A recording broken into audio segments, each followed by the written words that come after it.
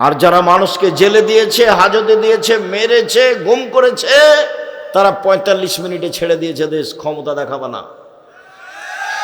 ভারতের দালাল হয়ে দেখে থেকে দেশকে ভালোবাসে এই কথা তুমি বলো না, তুমি মুনাফিক। ভারতের দালাল হয়ে তুমি দিন কাটায় না, বলো না যে আমি দেশকে ভালোবাসি। ধোঁকাবাজ। কে বলেছে তুমি দেশকে ভালোবাসো? কে বলেছে তুমি দেশকে ভালো? তুমি তো ধোঁকাবাজ, প্রতারক, তুমি মুনাফিক। জাতির সাথে গাদ্দারি করো, দেশের সাথে গাদ্দারি করো, দেশের দিনী ভাই বোনদের সাথে গাদ্দারি করো। তুমি সবচেয়ে বড় গাদ্দার। বিচারের মাঠে তোমার পিছনে, তোমার পাছার পাশে একটা পতাকা লাগানো হবে। তুমি যত বড় গাদ্দার, পতাকা তত বড় হয়। কথা মুহাম্মদ সাল্লাল্লাহু আলাইহি ওয়াসাল্লাম বলেন, হাদিস বুখারী মুসলিম। দুনিয়ায় দাপট দেখিয়ে কয়েকদিন বেঁচে থেকে মানুষকে মেরে জেল হাজত দিয়ে নিজে কিছু বড় মনে করো না, সময় শেষ। শ্বাস বন্ধ হয়ে গেলে তোমাকে দেখে নেওয়া হবে তুমি জাহান্নামে চলে গেছো। বুঝতে পারোনি জাহান্নাম কাকে বলে, বুঝতে পারোনি তুমি কবর কাকে বলে, বুঝতে পারোনি তুমি কিয়ামত কাকে বলে। কি কবর যত কঠিন, কিয়ামত তার চেয়ে লক্ষ গুণ বেশি কঠিন। কিয়ামত যত কঠিন, জাহান্নাম তার চেয়ে লক্ষ লক্ষ গুণ বেশি কঠিন। কি দিয়ে বুঝায় আপনাকে আমি কবর কত কঠিন? কে তোমাকে কেউ পথ বলে দিল? তুমি এখানে এসেছো কেন? ভিক্ষা করে খাও। ভিক্ষা করে খাওয়া কেন? দিন মজুরি করে খাও। দিন মজুরি করে খাওয়া কেন? ব্যবসা করে খাও। চকলেটের ব্যবসা করো প্রয়োজনে। চকলেটের ব্যবসা আমি করতে বলিনি। চকলেটের ব্যবসা আমি বলেছি মানে কম পয়সার ব্যবসা করো। লোন নিয়ে ব্যবসা করতে যায় না। কোটি টাকার ব্যবসায়ীও যদি সৎ ব্যবসায়ী হয় তাহলে নবীদের সাথে জান্নাতে থাকবে। 10 টাকার ব্যবসায়ী বাদাম বিক্রি করে, এও যদি সত্যবাদী ব্যবসায়ী হয়, বিচারের মাঠে নবীর সাথে জান্নাতে থাকবে। এই কথা আমি বলিনি, এই কথা মুহাম্মদ সাল্লাল্লাহু আলাইহি ওয়াসাল্লাম বলেছে। তাহাজ্জুদ পড়ে জান্নাতে থাকা যায় না। একজন সাহাবী রাসূলের কাছে নিয়ে গেছেন, রাতে আছেন ওখানে, তো অজুর পানি আর মেশক নিয়ে বলছেন আল্লাহ রাসূল নেন, অজুর পানি মেশক নেন। তো আল্লাহ রাসূল খুশি হয়ে গেছেন, বাহ খুব তো ভালো, খুব তো ভালো, সালমা শেতা, আমি খুব খুশি হয়েছি, চাও চাও কিছু চাও, চাও কি চাও চাও। তখন সাহাবী বলছেন, আসআলুকা মুরাফাকাতাকা ফিল জান্নাহ, আপনার সাথে জান্নাতে থাকতে চাই। তখন আল্লাহ রাসূল আওয়াগায়রা জালেক, না না না না না না, এটা নয়, অন্য কিছু চাও, এটা অন্য কিছু চাও। আমাদের নবী গায়েব জানতেন না, হুজুর মিথ্যা কথা বলেছেন। পাশের লোক বলছেন, চাও কি চাও চাও। তো সাহাবী বলছেন যে আপনার সাথে জান্নাতে থাকতে চাই। তো বলছে না এটা নয়, এটা নয়, এটা নয়। তো আল্লাহ রাসূল আগেই তো বলতে পারতেন যে এ আমার কাছে এটা চাইবে। ইনি গায়েব জানেন। গায়েব জানেন না? আরে নিজের স্ত্রী বউ ভান করে নিজের খাটে শুয়ে আছে, বুঝতে পারেন না যে ভান করে শুয়ে আছে।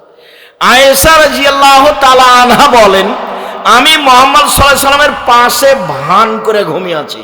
ভান করে ঘুমানো বুঝেন না? মানে আসলে ঘুমাননি। দেখি কি করে, দেখি কি করে, চুপচাপ, খুব বুদ্ধিমতী মহিলা তো, দেখি কি করে। ধীরে উঠলেন, ধীরে উঠে কাপড় চোপড় নিলেন, জুতা স্যান্ডেল নিলেন, ধীরে দরজাটা বন্ধ করলেন, ধীরে খুললেন, বাইরে গিয়ে ধীরে টেনে চলে গেলেন। আমিও উঠলাম। আমি তো ঘুমাইনি, তো আমি তো ভান করে ঘুমিয়ে আছি। দেখি কোথায় যাই, কোন স্ত্রীর কাছে যাই। এটা হলো পরীক্ষা। কোন স্ত্রীর কাছে যাচ্ছে, দেখি কোথায় যাই। তো কাপড় চোপড় নিলাম। গভীর রাতে আপনি তো দিনই বোন, আপনাকে দেখলে আমার লজ্জা হয় যে আপনি ফ্যাশন বোরকা পরে এখানে এসেছেন। ভ্যানিটি ব্যাগ নিয়ে আপনি যান। ভ্যানিটি ব্যাগ কেন আপনার কাছে থাকবে? ফ্যাশন বোরকা কেন আপনার গায়ে? আপনার স্বামী নেই, দেখে না কাপুরুষ? আপনার বাপ নাই, দেখে না কাপুরুষ? জন্ম দিতে পারলে বাপ হওয়া যায়? ক্ষমতার নাম বাপ। কত দিন বললাম ক্ষমতার নাম বাপ। যে বাপ পিটাতে পারে 10 ছেলের মা হলো, তার নাম বাপ। ভ্যানিটি ব্যাগ কাঁধে নিয়ে ফ্যাশন বোরকা পরে বাজারে যাও কেন? তোমার স্বামী মরেছে, তোমার বাপ মরেছে, তোমার ভাই মরে গেছে, তোমার বোনের ছেলে মরে গেছে, তোমার দেবরের ছেলে মরে গেছে, তুমি বাজারে যাও কেন? তোমার শরম হয় না কেন? তোমার হায়া হয় না কেন? তোমার লজ্জা হয় না কেন? তোমার মানবতা নেই কেন? তোমার বোধোদয় নেই কেন? কি দেখাতে যাও তুমি? রাসূল সাল্লাল্লাহু আলাইহি ওয়াসাল্লাম তোমার উপরে অভিশাপ করেছেন। পুরুষের জুতা স্যান্ডেল পরে যারা, তাদের উপরে অভিশাপ। পুরুষের পোশাক পরে যারা তাদের উপরে অভিশাপ, গায়ে উল্কি করে যারা তাদের উপরে অভিশাপ, ভুরু তুলে চিকন করে যারা তাদের উপরে অভিশাপ, দাঁত ছিলে চিকন করে যারা তাদের উপরে অভিশাপ, পরচুলা ব্যবহার করে যারা খোপা বড় করে তাদের উপরে অভিশাপ, ছবি অঙ্কন করে যারা তাদের উপরে অভিশাপ। শুনুন, মোহাম্মদ সাল্লাল্লাহু আলাইহি সাল্লাম এসব মহিলাদের উপরে অভিশাপ করেছেন। বাজারে যাও কেন তুমি সাজগোজ করে? তোমার স্বামী নেই, তোমার বাপ নেই, বাপ মরে গেছে, দেশ দুনিয়া মেরে খেয়েছ, বাজারে যাবা কেন? বাড়িতে জায়গা নেই? আল্লাহ তাআলা বলছেন, ওয়াকারনা ফি বুয়ুতিকুন্না ওয়ালা তাবাররাজনা তাবাররুজাল জাহিলিয়াতুল উলা। হে মুসলিম মহিলা, বাড়িতে থাকো। বন্যতার যুগে, বর্বরতার যুগে, অসভ্যতার যুগে, জাহিলিয়াতের যুগে নারীরা যেভাবে ঘুরতো সেভাবে ঘুরো না, কঠোরভাবে আল্লাহ নিষেধ করেছেন। বাজারে যাও কেন? কিসের ধর্ম দেখাও? হ্যাঁ হ্যাঁ করে এসেছো, আবার হ্যাঁ করে চলে গেছো। এর জন্য আমি দায়ী, এই জন্য তোমার বাপ দায়ী, এই জন্য তোমার স্বামী দায়ী, এই জন্য তোমার ভাই দায়ী, এই জন্য তোমার মা দায়ী। প্রসব করাতে পারলে মা হওয়া যায়? 1 মিনিট দেখো তো বাপ কাকে বলে, পিটিয়ে ঠিক করতে হবে মেয়েকে। 1 মিনিট দেখেন বাপ কাকে বলে। এই যে দেখেন, আয়েশা রাদিয়াল্লাহু তাআলা আনহা বলেন, আবু বকর সিদ্দিক আমার নিকটে আসলেন, ঘটনা ওই দিক ছেড়ে দিয়ে এদিকে আসলাম। ফালাকা জানি লাকজাতান শাদীদা, তিনি আমার কোমরের উপরে খুব জোরে মারলেন। ওই সময়টা আমার স্বামী আমার উরু রানের উপরে মাথা দিয়ে ঘুমাচ্ছিলেন। বাপে মেয়েকে মেরে দিলেন। যেই সময়ে জামাই মেয়ের উরু রানের উপরে মাথা দিয়ে ঘুমিয়েছিলেন।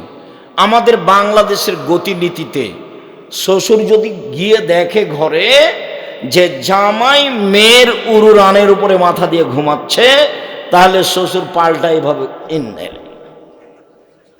এরকম হবে না ভাইজান? বুঝতে পারছেন আমাদের দেশের পরিস্থিতিতে? আর আবু বকর সিদ্দিক একবারে এই অবস্থায় বেড়ে দিলেন। পৃথিবীর সবচেয়ে বড় মানুষে মারলেন, ইনি আবু বকর সিদ্দিক রাদিয়াল্লাহু তাআলা আনহু। নবী রাসূল ব্যতীত আদম থেকে নিয়ে কিয়ামত পর্যন্ত সবচেয়ে দামি মানুষ। যিনি মারলেন তিনি হলেন, যাকে মারলেন তিনি হলেন আয়েশা রাদিয়াল্লাহু তাআলা আনহা। মা হাওয়া থেকে নিয়ে কিয়ামত পর্যন্ত সবার চেয়ে দামি মহিলা। আর যিনি উরু রানের উপরে মাথা দিয়ে ঘুমিয়ে আছেন, ইনি হলেন নবী রাসূল নির্বিশেষে সবার চেয়ে দামি। উনি হলেন মুহাম্মদ সাল্লাল্লাহু আলাইহি সাল্লাম। বিবাহদারী মেয়েকে মারলেন, পূর্ণ যুবতী মেয়েকে মারলেন, জামাইয়ের সামনে মারলেন, দিন দুপুরে মারলেন, খোলা মাঠে মারলেন, হাত দিয়ে মারলেন, সবচেয়ে বড় মানুষে মারলেন, সবচেয়ে বড় মহিলাকে মারলেন, সবচেয়ে বড় মানুষের সামনে মারলেন। বিবাহদারী মেয়ে, বিবাহদারী কথাটা বুঝেন আপনারা? বিবাহদারী মেয়েকে মারলেন, জামাইয়ের সামনে মারলেন, পূর্ণ যুবতী মেয়েকে মারলেন, খোলা মাঠে মারলেন, 1400 মানুষের সামনে মারলেন, হাত দিয়ে মারলেন। এত বড় বাপে এত বড় বেটিকে এত বড় মানুষের সামনে এইভাবে মেরে দিলেন। ভুল কোথায় গলার হারটা হারিয়ে গেছে খেয়াল করেনি সেই জন্য। আর আপনার মেয়ে ক্লাস 10-এ পড়ে ঢং ঢং করে ল্যাংটা হেঁটে বেড়াচ্ছে, আপনি তাকে একটা ধমক দিতে পারেন না। আপনি আবার বাপ, আপনার মতো কাপুরুষ বাপ বেঁচে থাকার চেয়ে মরে যাওয়া ভালো। এরকম বাপ আমি চাইনি, এরকম বাপকে আমি ঘৃণা করেছি। তো আপনার মতো বাপের কি প্রয়োজন? জামিয়া সালাফে আপনার ছেলে মেয়ে লালন পালন করবে, সমস্যা নেই ইনশাল্লাহ। 519 জন এতিম আছে, অসহায় আছে। কালকে যদি 500 গিয়ে ঢোকে সমস্যা হবে না ইনশাল্লাহ, আল্লাহ ব্যবস্থা করে দিবেন। এর নাম জামিয়া সালাফিয়া। আলহামদুলিল্লাহ। আপনার আমি বেঁচে থাকা কামনা করি না কথা নয়, কিন্তু এরকম বাপ কামনা করি না। ভাই বাপ দেখছেন না, পিটিয়ে দিতে হবে মেয়েকে। 7 ছেলের মা হয়ে গেল, মেয়ে বাপের কাছে বড় হয় না, এই যে প্রমাণ, হাদিস বুখারী মুসলিম। মেয়ে বাপ বেঁচে আছে, মেয়ে বুড়ি হয়ে গেছে, তবু পিটাবে বাপ। এ দেখেন হাদিস বুখারী মুসলিম। পিটিয়ে ঠিক করবে ওকে, এখন আদর নেই। কেন যাবে ও ফ্যাশন বোরকা পরে বাজারে? ওর বাপ মরে গেছে, ওর শ্বশুর মরে গেছে, ভ্যানিটি ব্যাগ ঘাড়ে করে চলে যাচ্ছে, ওর শরম হয় না, ওর লজ্জা হয় না, ওর হায়া হয় না? বাজার রাস্তাঘাট মহিলা দিয়ে ভর্তি। সম্মানিত দিনী ভাই বোন, আপনি মনে কিছু নেবেন না। বলছিলাম আল্লাহ তাআলা বলেন প্রতিশোধ নেই, প্রতিবাদ নেই।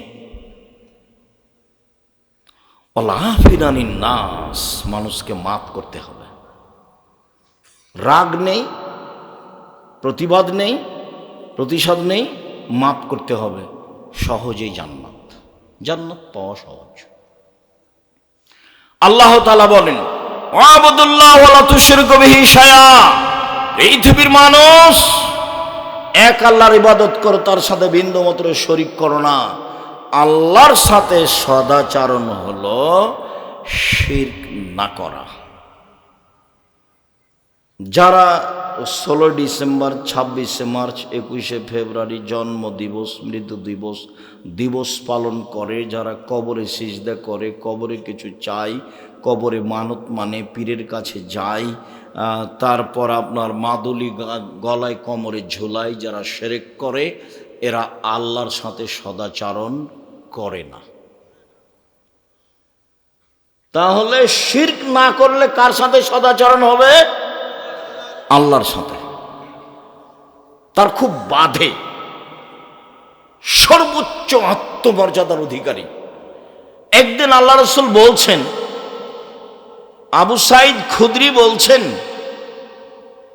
যে আল্লাহ রাসূল, আপনি যেভাবে বলছেন, আমি যদি কাউকে দেখি যে আমার স্ত্রীর সাথে ও মিলামিশা করছে, তাহলে আমি তাকে একবার জয় করে দেব হাতে হাতে। তখন আল্লাহ রাসূল বলছেন, না না না না না না, জেনা এভাবে হয় না, 4 জন সাক্ষী লাগবে, 4 জন সাক্ষী মারা যাবে না, নইলে তোমাকে মারব। তখন বলছে আল্লাহ রাসূল, আমার স্ত্রীর সাথে কেউ জেনা করবে আর আমি সাক্ষী খুঁজতে যাব, ওকে আগে মারবো। সাহাবী বলছেন। তখন আল্লাহ রাসূল বলছেন, আরে দেখো দেখো, আবু সাঈদ খুদরির আত্মমর্যাদায় আঘাত লেগেছে, স্ত্রী জেনা করছে, সেই জন্য তার আত্মমর্যাদায় যত আঘাত লেগেছে, জেনাতে আমি মুহাম্মদ সাল্লাল্লাহু আলাইহি ওয়াসাল্লাম আমার আত্মমর্যাদায় তার চেয়ে 1000 গুণ বেশি আঘাত লাগে। আর আমার আত্মমর্যাদায় যত আঘাত লাগে, মানুষ যখন জেনা করে তখন আল্লাহর আত্মমর্যাদায় তার চেয়ে 1000 গুণ বেশি আঘাত লাগে। বোঝা গেল না কথা? আল্লাহর একটা আত্মমর্যাদা আছে, নবীর একটা আত্মমর্যাদা আছে।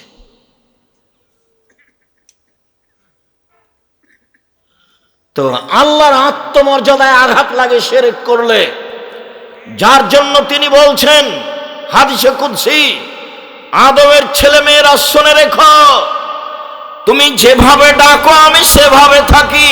মা দাউতানি ওরা যাউতানি, তুমি যেভাবে ডাকো আমি সেভাবে থাকি, তুমি যেভাবে আশা পোষণ করো সেভাবে পূর্ণ করে থাকি, তুমি যেভাবে আশা পোষণ করো সেভাবে পূর্ণ করে থাকি। ক্ষমা চাইলে ক্ষমা করে দিই, পরোয়া করি না তুমি কত বড় পাপী, আমি পরোয়া করি না তুমি কত বড় পাপী। আদমের ছেলে মেয়ে শোনো, তোমার পাপ বেশি হতে হতে যদি আকাশে লেগে যায় পাপ আর পাপ, তুমি যদি আমার কাছে ক্ষমা চাও তাহলে আমি ক্ষমা করে দিই, আমি পরোয়া করি না তুমি কত বড় পাপী। তুমি যেভাবে ডাকো আমি সেভাবে থাকি, তুমি যেভাবে আশা পোষণ করো সেভাবে পূর্ণ করে থাকি।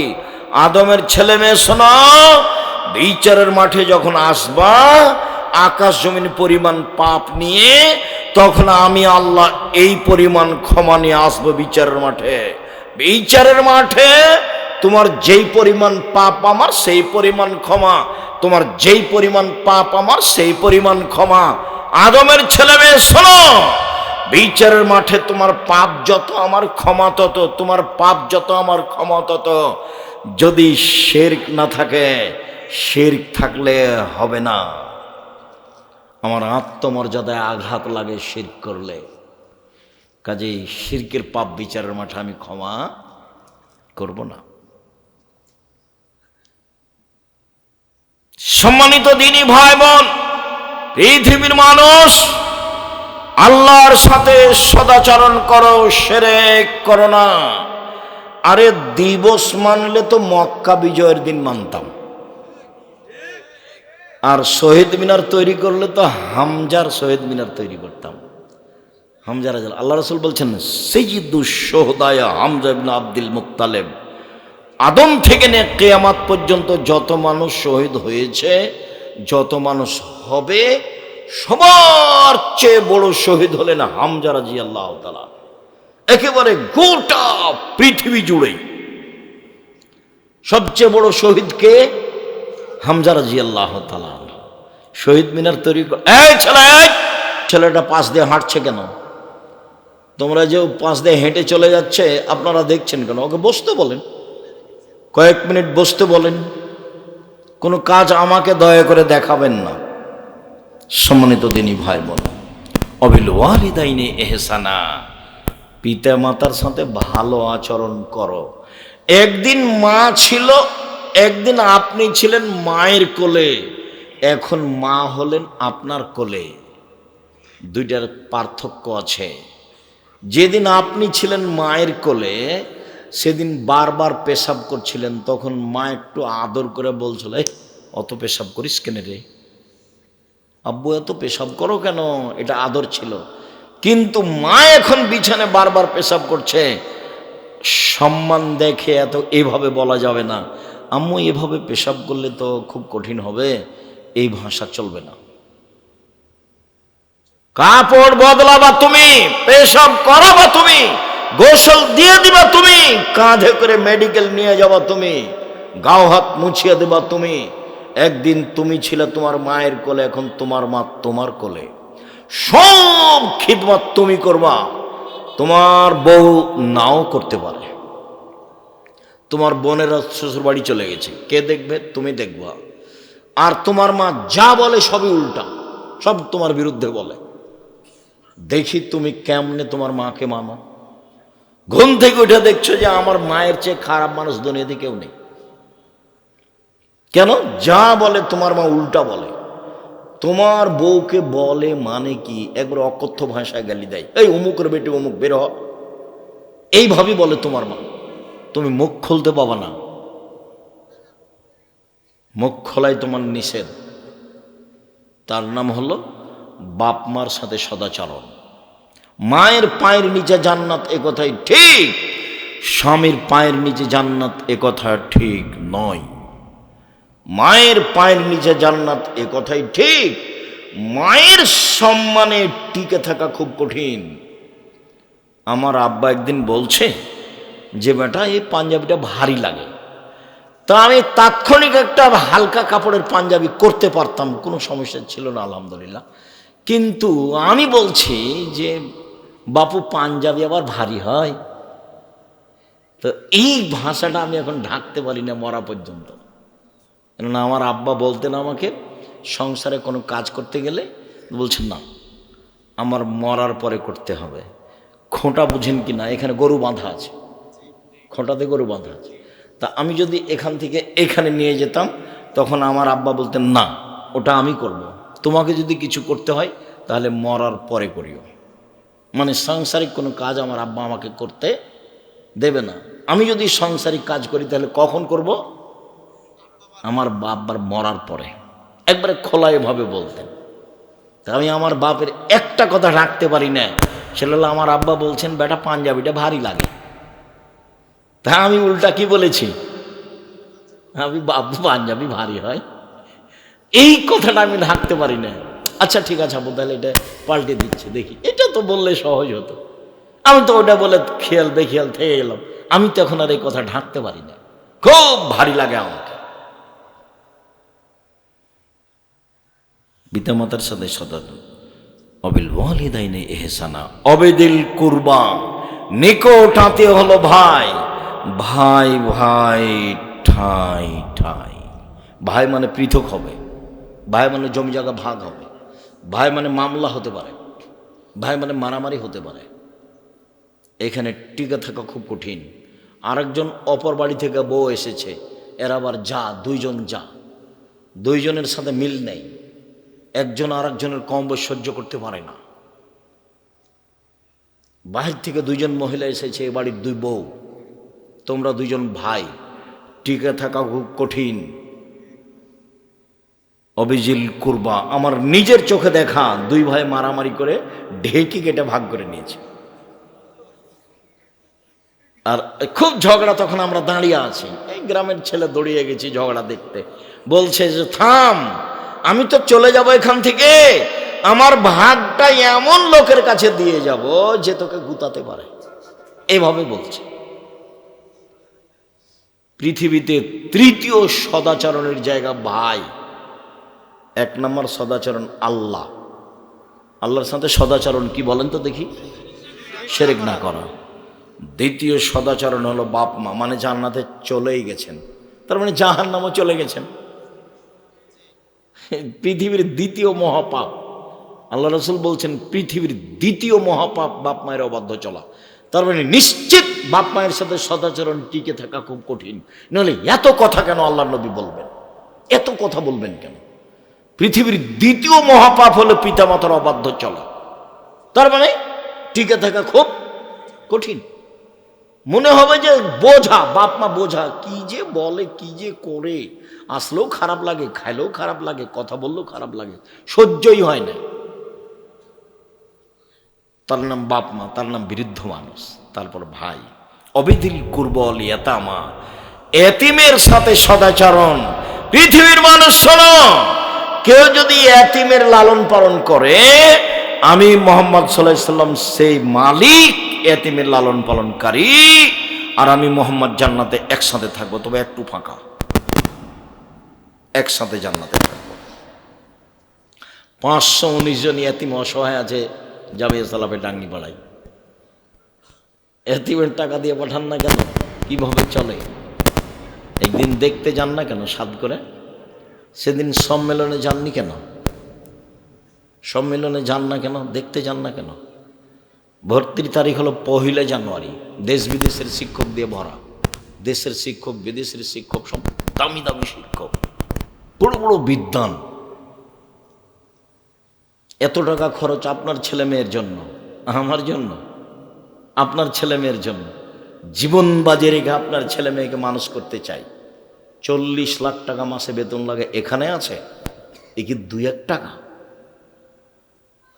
শুধু আপনার ছেলে মেয়ের জন্য।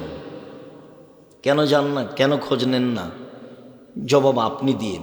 আমি চেষ্টা চালাচ্ছি মানুষ হিসেবে যতটুকু পারি। সম্মানিত দিনী ভাই বোন, বলছিলাম অল মাসাকিন, মিসকিন, ভিক্ষা চাই যে ফকির, সে ভিক্ষা চায় না, সংসারও চলে না, তার নাম মিসকিন। নিজে থেকে যখন কাউকে খাওয়ার দিবেন তখন তাকে পরহেজগার হতে হবে। আর যখন কেউ খেতে চাইবে তখন তাকে টাকা দিবেন, খাবার দিবেন। ও চোর না ডাকাত না মদ খায় না জমিদার না হাতিতে চড়ে আছে, বিবেচনার দরকার নেই, চেয়েছে দিয়ে দেন। 10 টাকা 5 টাকা, বাড়ি থেকে বের হবেন না খালি টাকায়। 100 টাকা খুচরা করে যদি নিয়ে বের হন, তাহলে অন্তত 10 টাকা করলে 10 জন ফকির লাগবে। আর 5 টাকা করলে কতজন ফকির লাগবে? 20 জন। খালি হাতে বের হন কেন? 30 বছর থেকে বলছি বাড়ি থেকে খালি হাতে বের হবেন না। তোমার মা আছে, মাকে বলে দেবো, আম্মা কিছু খুচরা টাকা দেন তো আম্মা। 500 টাকার নোট থাকে পকেটে। ভিক্ষুক যখন ভিক্ষা চাই তখন আমি খালি বলি মাফ করো, খালি বলি মাফ করো, খালি বলি মাফ করো। 500 টাকা দিতেও পারি না। আপনি আপনার স্ত্রীকে বলে রাখবেন, বউখানকে একটু কাজে লাগান, খালি ভালো করে রান্না করতে পারে তাই খুব খুশি। ও যে ফোহর একটু বোঝে না, কিছু স্বামীর সংসার বোঝে না, সেটা তোমার হুঁশ নাই। সবচেয়ে ভালো মহিলাকে, যে অভিমান করে না, যে অভিযোগ করে না, যে প্রতিবাদ করে না।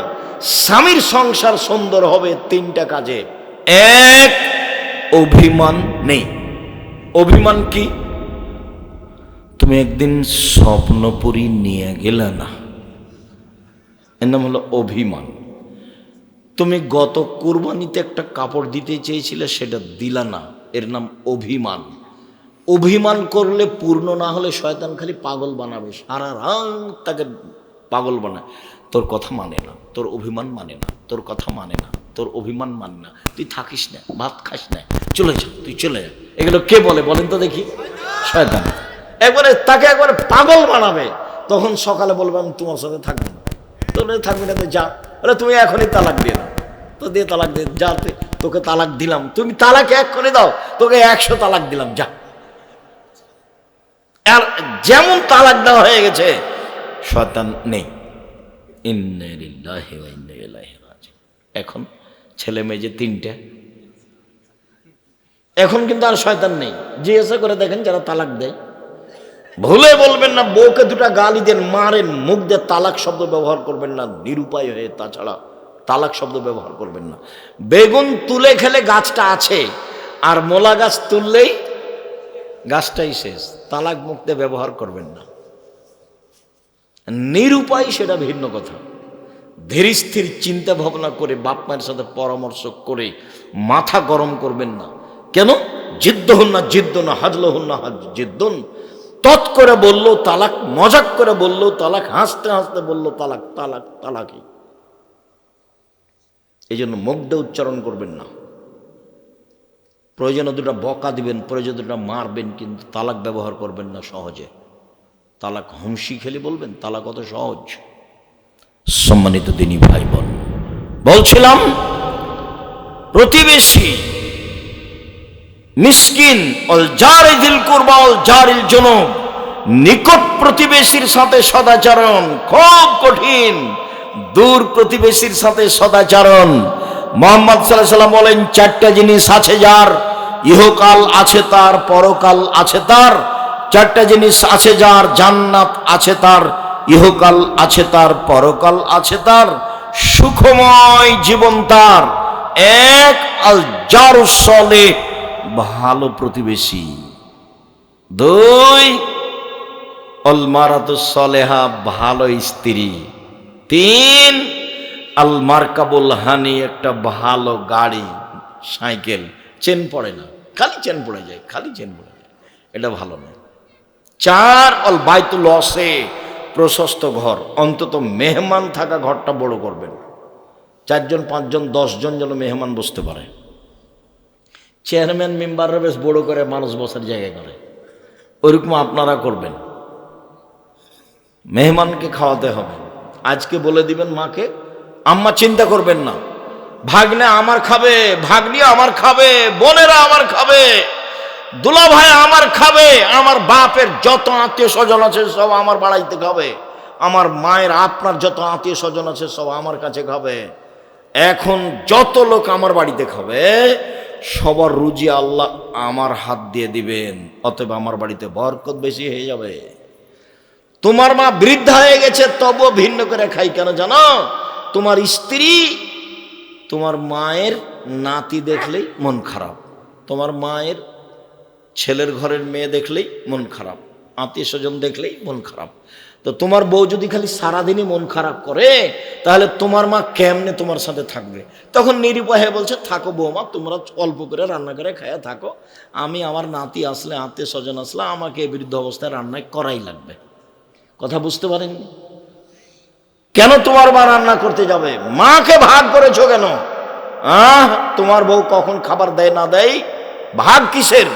তোমার মা তোমার কাছে খাবে, খালি দিন রাত বলবো আম্মা আপনি আমার কাছে খান, কোথায় যাচ্ছেন আপনি আমার কাছে খান, ভাগনা ভাগ্নি আমার কাছে খাবে, বোনেরা আমার কাছে খাবে, আমার বাপ মায়ের যত আত্মীয় স্বজন আছে সব আমার কাছে খাবে। রুজি কে দিবে?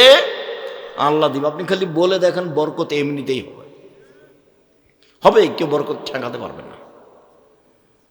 দূর প্রতিবেশী, নিকট প্রতিবেশী, এরপরে সাহেব বিল জামবে, চলার সাথী, রাস্তাঘাটে চলার সময় মুখ খারাপ করতে হবে না। দেখেন না গাড়িতে উঠলেই কন্ট্রাক্টর আর ওই প্যাসেঞ্জারের সাথে কত হুড়াহুড়ি 2 টাকা নিয়ে। আর ভ্যানের তো আপনি দেখেছেন, আপনার রিক্সাটা আর একজনের রিক্সার সাথে লেগে গেছে, এই যে গালি দিল, বগুড়ার গাইবান্ধার ভাষায়, নাটোরের ভাষায় যে দিল, তারপর একটা একটু পরে আরেকজনের সাথে লেগে গেছে, তখন ও আবার একে দিল। এই আচরণ ত্যাগ করতে হবে, সদাচরণ। আল্লাহ বলছেন, শুনুন, রাসূল সাল্লাল্লাহু আলাইহি ওয়াসাল্লাম বলছেন, আউয়াল খাসমানি ইয়াউমাল কিয়ামাল জারান, বিচার মাঠে প্রথম বিচার হবে 2 প্রতিবেশীর। আব্দুর রাজ্জাক সাহেব থামেন থামেন থামেন, আপনার বক্তব্যে অবগত হয়েছি, প্রথমে বিচার হবে সলাতের, নামাজের। আজকে যে বলছেন দুই প্রতিবেশীর, জি, সলাত হলো কার হক? আল্লাহর। আল্লাহর হকে প্রথম বিচার হবে কিসের? সলাতের। আর প্রতিবেশীর হক, গন্ডগোল, হইচই, মারামারি, এগুলো কার হক? মানুষের, প্রতিবেশীর হক। এটা আল্লাহর কেন হবে? এই ছেলে, হ্যাঁ, বান্দার হক। কি বুঝলে তুমি? প্রতিবেশীকে গালি দাও। দুই ভাই, দুই প্রতিবেশী, দুই দল করে। এই এক ভাই ওর স্ত্রীর সাথে গল্প করছে, থাম, সকালে কেমন করে তুই বের হইস, তোর রাস্তা বন্ধ করে দেব। তখন কাঁটা দেখে দিয়েছে, ওর বাপ ভাগ করে দিয়েছে, ওইদিক ওর ছোট ভাইয়ের, এদিকের। তাকে আসতে হবে কোন ভাগ দিয়ে? ওর ভাইয়ের জমি দিয়ে আসতে হবে। তখন সকালে উঠে কি করেছে? কালা মেরে দিয়েছে। দল করো না, বুঝেছো? দল সংগঠন করো না। এগুলো হলো পশু প্রাণীর জীবন, গরু ছাগলের জীবন, কুকুর স্ত্রীগুলোর জীবন, হায়ানার জীবন। দিন মজুরি করে খাও, ভালো। চাকরি করো, ভালো। ব্যবসা করো, ভালো। আর একটা পথ আছে, সেটা জায়েজ তবে ভালো নয়, সেটা হলো ভিক্ষা করা। এটা উপার্জন। ভিক্ষা করা উপার্জন, কিন্তু এটা পছন্দ নয়। এসব পথে আসেন। আর হাটে বাজারে যাবেন, দোকানে যাবেন, আসসালামু আলাইকুম, আহমদ লবণ আছে? জি আছে, 1 কেজি লবণ দাও। আহমদ মরিচ আছে? জি আছে, 200 কাঁচা মরিচ দাও। নেওয়া হয়েছে টাকা, আসসালামু আলাইকুম, গেলাম। এর চেয়ে বেশি দাঁড়াবেন না এতে, দোকানপাটে মাতাব্বরি করবেন না। দোকানের সামনে বসে এই যে গল্প, গাঁজাখুরি, বদনাম, গীবাত, ল্যাংটা মেয়ে দেখা, এসব নোংরা আচরণ ত্যাগ করতে। বক্তব্যের সাথে মুনাফিকি করবেন না। বক্তব্যের সাথে মুনাফিকি করে নিজেকে সফল মনে করিয়েন না। একরাহুল কালামাবাদ আলী শাহে, একরাহুম নাও কাবল আলী শাহে। আল্লাহর নবী এশার সলাতের পরে কথা বলা ঘৃণা করতেন। এশার সলাতের পরে কথা বলা ঘৃণা করতেন। এশার সলাতের পূর্বে ঘুমিয়ে যাওয়া ঘৃণা করতেন। বুখারী মুসলিম। এশার সলাতের পূর্বে ঘুমিয়ে যাওয়া ঘৃণা করতেন। আচরণ নবীরটা নিতে হবে, পশু প্রাণী নিয়ে কোনো লাভ নেই। তোমার মাই তোমাকে খাবার দেয়, তুমি আরেকজনের সাথে গল্প করো কেন? পড়ো, ঘুমিয়ে যাও। রাত 10টায় ঘুমিয়ে যাবেন। যারা পড়ো ছেলেরা, তোমরা 10টায় ঘুমিয়ে যাও, 2টায় উঠো, বাকি টাইম পড়ো, তাহলে পড়া বেশি মুখস্থ হবে। 10টায় ঘুমিয়ে যাও, রাত 2টা 3টায় উঠো, অজু করে 2 রাকাত সালাত আদায় করে পড়তে বসো। তুমি ফজর পর্যন্ত 5টা 5:30 পর্যন্ত পড়ো, অন্তত 8 ঘন্টার সমান পড়তে পারবা। তখন থেকে মস্তিষ্ক ঠান্ডা, পরিবেশ থেকে নিরিবিলি। 10টার সময় ঘুমিয়ে যাবো, বাড়িতে কারফিউ জারি থাকবে, 44 ধারা জারি, প্রেসিডেন্ট আইয়ুবের। কেউ কথা বলতে পাবে না। টিভি তো বহু দূরের কথা, কোনো গল্প নেই। মোবাইল ব্যবহার হবে না। মোবাইল দিয়ে বাড়িকে জেনাই সয়লাভ করো না। সম্মানিত দিনী ভাই বোন, শুনুন, রাসূল সাল্লাল্লাহু আলাইহি সাল্লাম বলছেন, শোনো পৃথিবীর মানুষ, প্রতিবেশী যদি তোমার দেওয়ালে একটা কাঁটা গেড়ে রশি লাগিয়ে কাপড়টা শুকাতে চাই, তাহলে তুমি বলো না, কাঁটা গাড়িও না, আমার দেওয়ালটার ক্ষতি হয়ে গেল, দেওয়ালটার ক্ষতি হয়ে গেল, সাবধান, বলতে পাবা না। আল্লাহ রাসূল বলছেন, নিষেধ করতে পাবা না প্রতিবেশীকে একটা কাঁটা গেড়ে দিতে। একবারে এইভাবেই এসেছে। প্রতিবেশী একটা চাল উঠে ওখানে নিচে রান্না করতে চাচ্ছে, প্রাচীরটা আপনার, আপনি তখন বলছেন না না না না, কালি হয়ে যাবে, কালি হয়ে যাবে। কালি সহ কবরে যায়। এই চরিত্রই খারাপ, এই আচরণই খারাপ, সদাচরণ জানে না প্রতিবেশী কাকে বলে। প্রতিবেশীর সাথে এইভাবে থাকতে হবে, খালি মারামারি, খালি গন্ডগোল, খালি হইচই। আমাকে বলছে, আমাদের এলাকার দেবীনগরের চেয়ারম্যান হলো আমার ক্লাসমেট, শেষের দিকে বসতো। তো একদিন বলছে, আব্দুর রাজাক, তোদের গ্রামে যে তোদের বাড়ির ওখানে রাস্তা নিয়ে গন্ডগোল হচ্ছে, তো কী করবি? তুই এক কাজ করিস চেয়ারম্যান, তুই আমাদের বাড়ির সামনে যখন রাস্তাটা যাবে না, তখন আমাদের বাড়ির ভিতর এইভাবে ঢুকে যাবে, দিয়ে আবার এইভাবে আসবে, দেখি কে কিছু বলে নাকি। কোনো সমস্যা নেই, রাস্তা দিয়ে যেতে আমাদের বাড়ি যখন জমির উপরে যাবে, তোর এভাবে চলে যাবে, আবার এভাবে আস, তারপর যাবে। তুই যে এভাবে বলছিস কেন? বলে কোনো সমস্যা নেই, সেই জন্য। তারপরেও যদি মনে করিস যে তাহলে কি করতে হবে, এই যে যারা দায়িত্ব পালন করে অমুক মেম্বার, তাকে জিজ্ঞাসা করিস, যেভাবে হবে সেভাবে করিস। কেন তুই আসবি না? বলে এইসব সামাজিক কথা নিয়ে আমরা যাই না, ও পাতাই তো পড়ি না। প্রতিবেশীর সঙ্গে গণ্ডগোল, আমি জীবনে কোনোদিন মানুষের প্রতিশোধই নিইনি। যার যা মনে লাগে সে সুন্দর করে গালি দিয়ে নেই, মন ভরে বদনাম করে নাই, কোনোদিন প্রতিবাদ করার প্রয়োজন মনে করিনি। যা মন যা লাগে বলুক, যা করার লাগে করুক, প্রতিশোধও নিই না, প্রতিবাদও যায় না, প্রতিশোধও নিই না, প্রতিবাদও যায় না, ওর পিছনে পড়ি না, বদনাম করি না। মাথাতে ওকে তো আমি বড় মনেই করিনি, তো আমি কি দিয়ে তার বদনাম করব? ওতে আগে চলে গেল, ওটা তো আমার মাথাতেই নাই, তা আমি তার বদনাম করব কি দিয়ে? আমি তো হিসাবই রাখিনি, ধর্তব্যই রাখিনি, তো কেন তার দিন রাত বদনাম করব? তার পিছনে পড়া আমার প্রয়োজনই নেই। জীবনে কোনোদিন কারোর পিছনে পড়া আমি প্রয়োজন মনে করি। আল্লাহ তুমি হেফাজত করো, তুমি সর্বশক্তিমান, তুমি সব কিছু করতে পারো।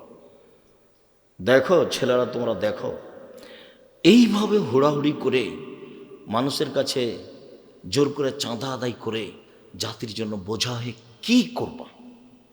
মারামারি করে, দাঙ্গামা হাঙ্গামি করে, নেতা নির্বাচন করে, মানুষের বিরোধিতা গেয়ে তুমি মোটরসাইকেলে যখন যাও 8টা 10টা মোটরসাইকেল নিয়ে, তখন তোমার চরিত্র তুমি বুঝতে পারো না।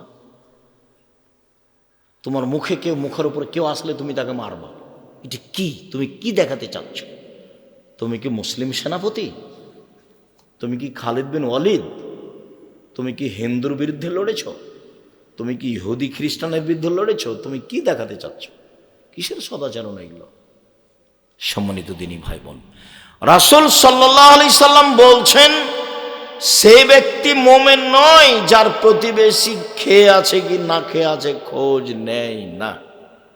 আয়েশা রাদিয়াল্লাহু তাআলা আনহা বলেন, আল্লাহর নবী বলছেন যে জিবরাইল এসে খালি বলে প্রতিবেশীর সাথে সদাচরণ করেন। জিবরাইল এসে খালি বলে সদাচরণ করেন প্রতিবেশীর সাথে। জিবরাইল এসে আমাকে বলে প্রতিবেশীর সাথে সদাচরণ করেন। তখন আমার মনে হলো যে কবে মনে হয় জিবরাইল এসে বলবেন প্রতিবেশীকে জমি ভাগ করে দাও। এইভাবে বুখারী মুসলিমের হাদিস এসেছে। কেমনে প্রতিবেশীর সাথে টিকবেন? মাওলানা সাহেব আরো চলতে পারে না। আমাদের জিজ্ঞাসা করে দেখেন, আমাদের বছর বছর কথা হয় না, বছর বছর কথা হয় না। কি যে করি আমি বুঝতে পারি না। আমি খালি বলছি আপনারা আসেন না জামিয়া সালাফিয়া, আমাকে ডাকেন, এখনই ডাকেন, এখনই চলে যাব।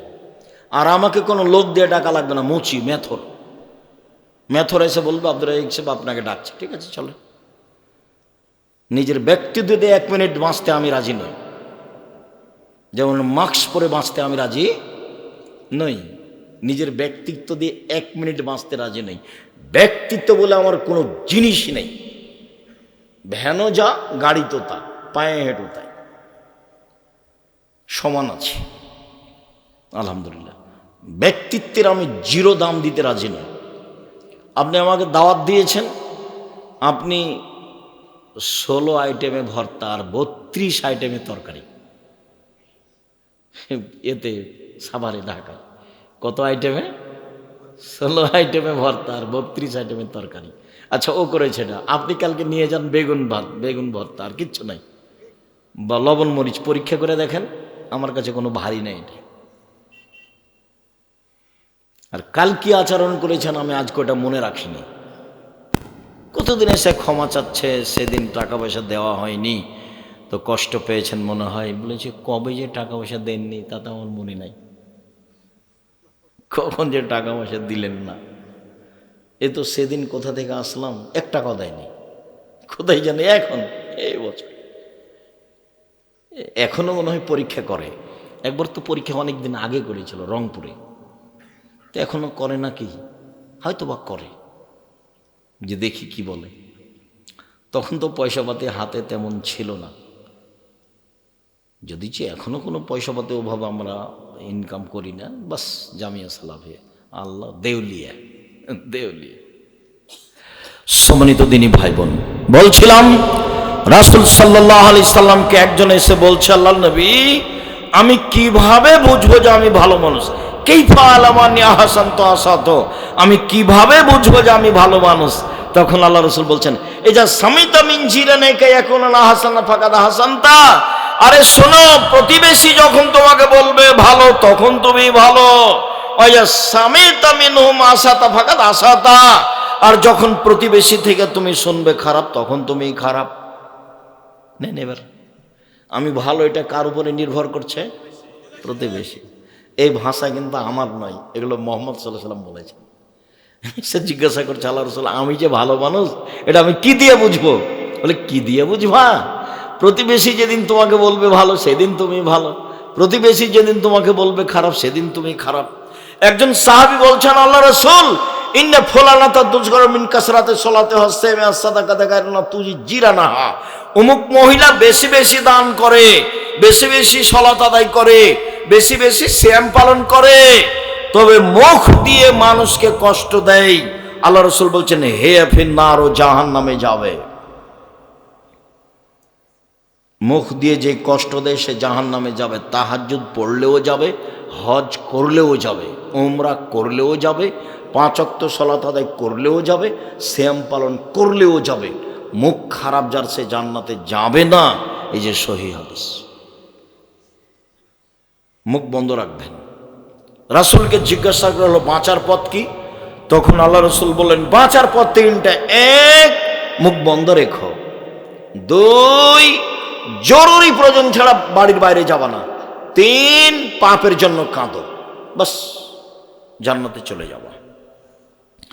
একদা আল্লাহ রাসূল বলছেন কাইফা বিকুম বিজামানিন, যুগের কি হবে তোমাদের কি হবে, যুগের কি হবে তোমাদের কি হবে। যেদিন সমাজে সবাই আগাছা হবে, কোনো মানুষই থাকবে না, পশু প্রাণীর মতো হবে সবাই, সেদিন তোমাদের কি হবে, যুগের কি হবে। বলেন কি করতে হবে তাহলে? তখন আল্লাহ রাসূল বলছেন হ্যাঁ, 1, মুখ বন্ধ রেখো। 2, বাড়িতে থেকো।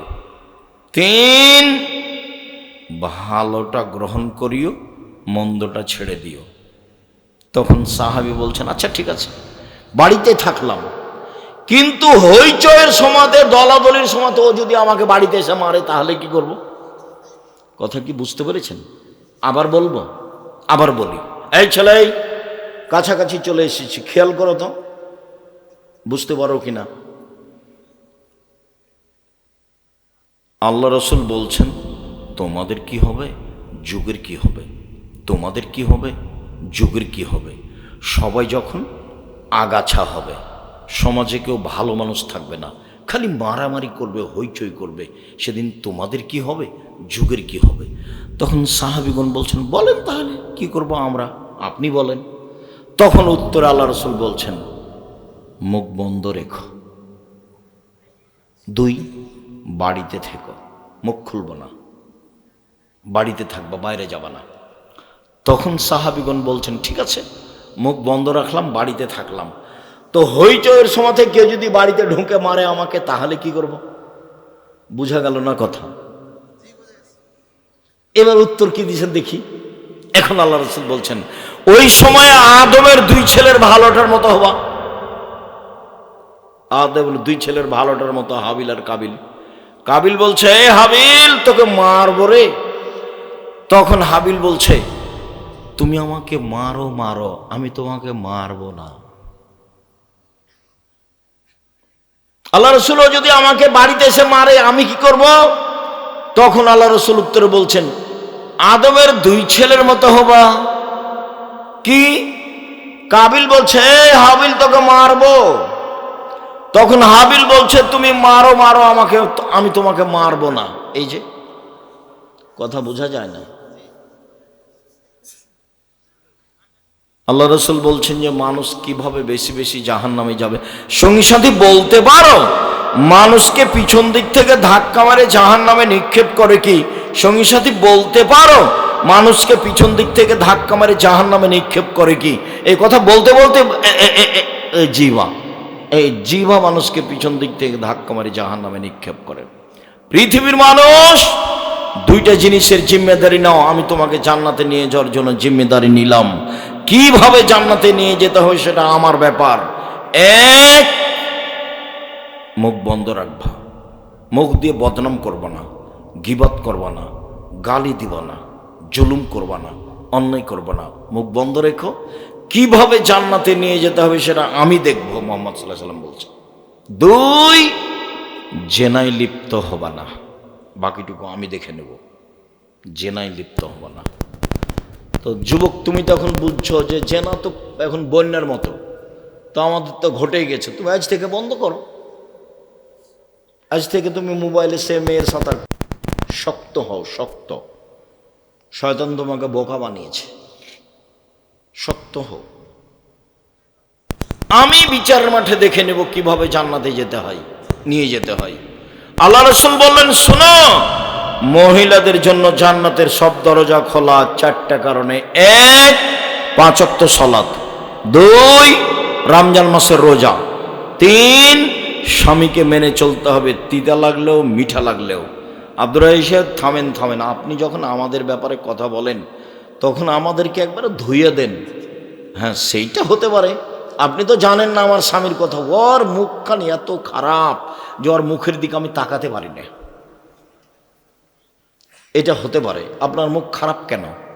আপনার মুখ কেন খারাপ? আপনি পুরুষ মানুষ, মুখখানি এত খারাপ কেন? মুখে অত অশ্লীল কথা বলেন কেন? আল্লাহ রসুল বলছেন, বউকে যে মানের খাও সে মানের খাওয়াবা। 1, 2, যে মানের পরো সে মানের পরাবা। 3, কটু কথা বলবো না। কটু কথা বলা নিষেধ। গালি দাও কেন? শ্বশুর বাড়ি যাওয়া বন্ধ করেছো কেন? বোকা ছেলে, শ্বশুর বাড়ি যাওয়া বন্ধ করেছো কেন? ঢং দেখাচ্ছ? তোমাকে শ্বশুর কি দিতে চেয়েছিল, দেয়নি, সে কথা তুমি রাগ করে বসে আছো। তোমার স্বভাব কেন অত খারাপ? তুমি লুঙ্গি কিনা দাও তোমার শ্বশুরকে, কাজ করে খাও। যৌতুক নিয়েছো কেন? সন্ধ্যা হতে হতে টাকা ফেরত দিবা। ভিক্ষা করে খাওয়া, শ্বশুরের কাছে যৌতুক নিবা না। 4, বউকে মারতে পাবা না। 5, নিজের বাড়ি ছাড়া বউকে কোথাও যেতে দিবা না। নানির বাড়ি, খালার বাড়ি, দাদির বাড়ি, বাপের বাড়ি, মায়ের বাড়ি যাওয়া বন্ধ। জরুরি প্রয়োজনে গেলে সাথে যাব। বিবাহের বাড়ি যাওয়া টোটালেই নিষেধ। হাট বাজারের তো কোনো প্রশ্নই আসে না। আমাদের বাসা থেকে কোনোদিন জীবনে হাট বাজারে যায় না। আমরা মরে গেছি। আমার 16 বছর ছাত্র জীবন, 35 বছর শিক্ষক জীবন চলছে, আমি কোনোদিন চায়ের স্টলে বসিনি। মরে গেছি নাকি? বেঁচে আছি তো, এই তোমার সামনে বেঁচে আছি, এটা আলহামদুলিল্লাহ। কোনোদিন যাইনি, বসিনি।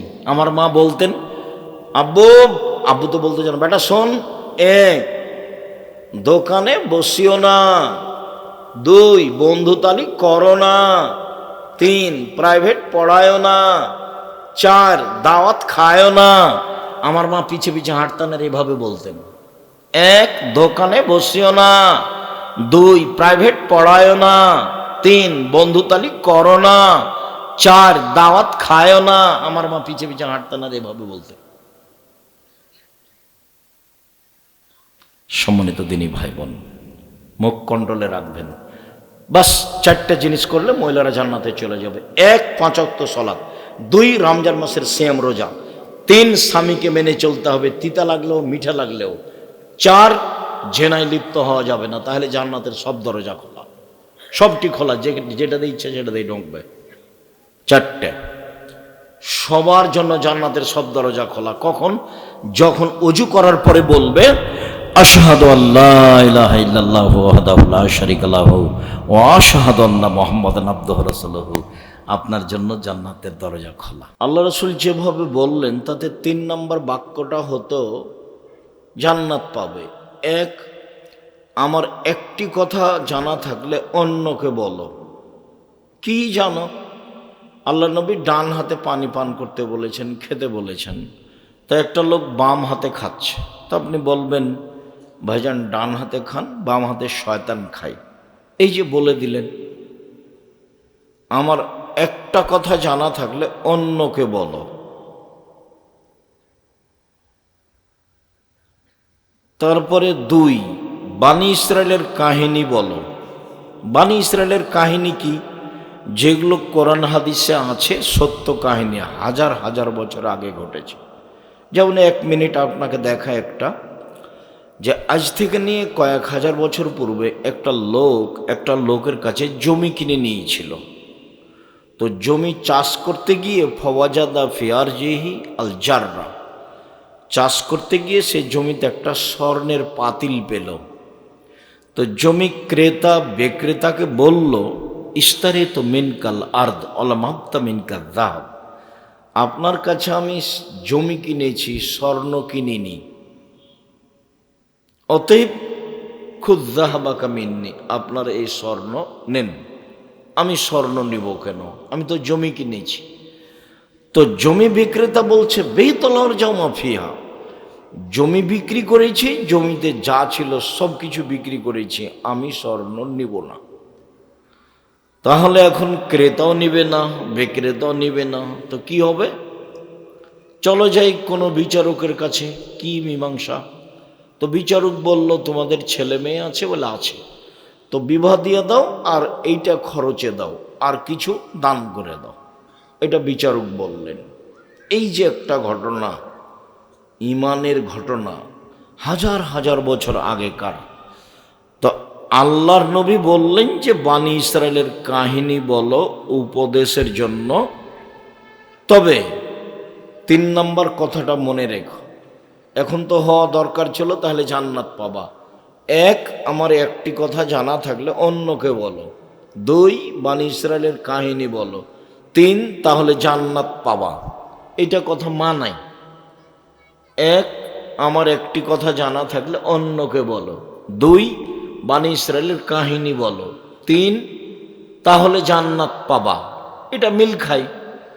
তো এখন আল্লাহর নবী এভাবে বললেন না, রাসূল সাল্লাল্লাহু আলাইহি সাল্লাম বললেন, 1, আমার একটি কথা জানা থাকলে অন্যকে বলো। 2, বানি ইসরায়েলের কাহিনী বলো।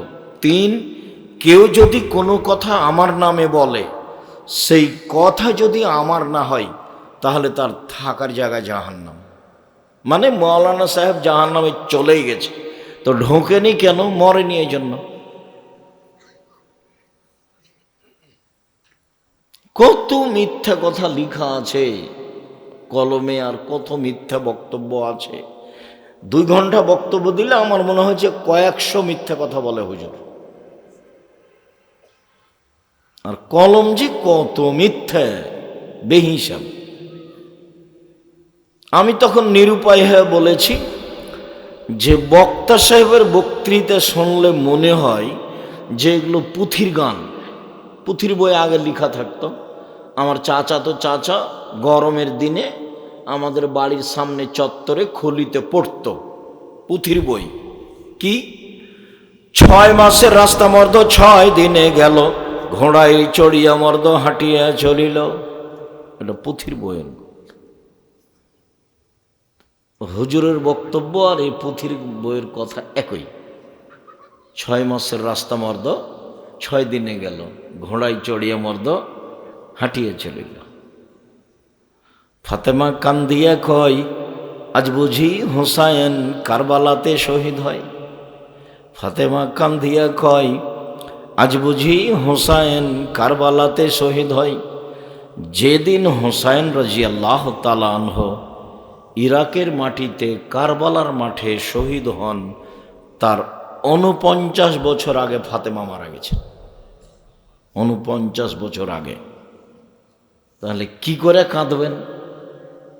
মরাই তো হয়ে গেল 49 বছর, তো কাঁদবেন কি করে? তাহলে দেখেন পুঁথির গান। হুজুরের বক্তব্য তাই, কলমও তাই। অবাক হতে হয়। বক্তা শ্রোতার পরিচয় বইটা দেখেন, বেশ কিছু মিথ্যা কথা মাওলানা সাহেবেরা বলে, তা লেখা আছে। কত যে ধর্মের নামে মিথ্যা কথা আছে। ফাজাইল বইয়ে লেখা আছে যে আদম আলাইহিস সালাম 60,000 বার ভারত থেকে হজ করতে গেছে। তো 60,000 বার যদি হজ করতে যান, তাহলে বছর বয়স হতে হবে 60,000 বছর, মানে বছরে একবার হজ, তাহলে 60,000 বছর বয়স হতে হবে। বলছে যে এমনভাবে জিকির করতে হবে যে দেখবে সে যেন মনে করে এ পাগল। পাগল হয়ে গেলে তাহলে কি জিকির করছে, কি দিয়ে বুঝবে যে ও জিকির করছে? এখন সত্য বলছে না মিথ্যা বলছে? এগুলো সব হাদিস। আল্লাহ রহম করো তুমি। আর আমি তো মাঝে মধ্যে বলি যে মুকসেদুল মুমিনিন বইয়ে একটা হেডলাইন আছে, অবিবাহিত ছেলেমেয়ের পড়া নিষেধ। তো আমিও পড়ে দেখলাম, তখন অবশ্য আমি বিভাগ করেছি, তার আগে আমার জানা ছিল না। তো পড়ে দেখি কি আছে এখানে, যে দেখে সেই পড়ে, যে দেখে সে পড়ে, কি রে এখানে কি আছে। তখন উনি লিখছেন, ভরা পেটে স্ত্রী মিলন হলে ছেলে ভ্যাংচা হয়, সফরের পূর্বে স্ত্রী মিলন হলে ছেলে টেরা হয়, চন্দ্রগ্রহণের সময় স্ত্রী মিলন হলে ছেলে কানা হয়। প্রতিটা কথাই মিথ্যা এবং সরাসরি কোরআন মাজিদের বিপরীত। কোরআন মাজিদে আল্লাহ তাআলা বলছেন, নিসাউকুম হারসুল্লাকুম ফাতু হারসাকুম আন্না শাইতুম। পৃথিবীর মানুষ তোমাদের স্ত্রী, তোমাদের জমি। পৃথিবীর মানুষ তোমাদের স্ত্রী, তোমাদের ক্ষেত। তোমরা তোমাদের জমিতে আসো, তোমাদের খেতে আসো তোমাদের ইচ্ছা মতো, সকালেই কি, বিকেলেই কি, দুপুরেই কি, চন্দ্রগ্রহণ লাগলেই কি আর না লাগলেই কি। এটা আল্লাহ বলছে, আর লেখক বলছেন এভাবেই ধর্ম বিকৃত হয়ে আছে। সৌদি আরব থেকে বের হয়ে ইরাকে ঢুকেছে, ইরাক থেকে বের হয়ে ইরানে ঢুকেছে, ইরান থেকে বের হয়ে পাক ভারতে এসেছে। আস্তে আস্তে উল্টে গেছে প্রায় অংশই। আর ভারত, বাংলাদেশ, পাকিস্তানের যারা মসজিদের খতিব, যারা খুতবা দেন, 1999 জন এমাম জানা মানুষ নয়, মূর্খ মানুষ প্রায়। আর মসজিদের সভাপতি, সেক্রেটারি সাধারণ মানুষকে এমাম রাখেন খুতবা দেওয়ার জন্য, যাকে ধমকে বিদায় করে দিতে পারবে। আর দামি এমাম রাখলে টাকা লাগে, আবার তার মতো কথা চলা লাগবে। আমি আব্দুর রাজ্জাক বিন ইউসুফ, আল্লাহ দয়া করো তুমি, আমার জীবনে 1 মিনিটের জন্য আমি কোনোদিন কোনো সভাপতি, সেক্রেটারির অধীনে থেকে আমি কোনোদিন খুতবা দিইনি। আমি কোনো মসজিদের খতিব নই। যাই যখন যে মসজিদের ডাকে তখন যাই। সেই মসজিদের ইমাম, সভাপতি, সেক্রেটারিকে হিসাব করে কথা বলতে হবে, আমি তাকে উঠায় আর বসাই। আমার কথাতেই চলতে হবে তাকে, তাহলে আমি খুতবা দেব। এরকম আমার জন্য একটা দিন আসেনি আমার জীবনে যে সভাপতি, সেক্রেটারির কথা শুনে আমাকে 1 দিনের জন্য খুতবা দিতে হবে, এরকম কোনো দিন আল্লাহ আমার উপরে নিয়ে আসেনি, আলহামদুলিল্লাহ।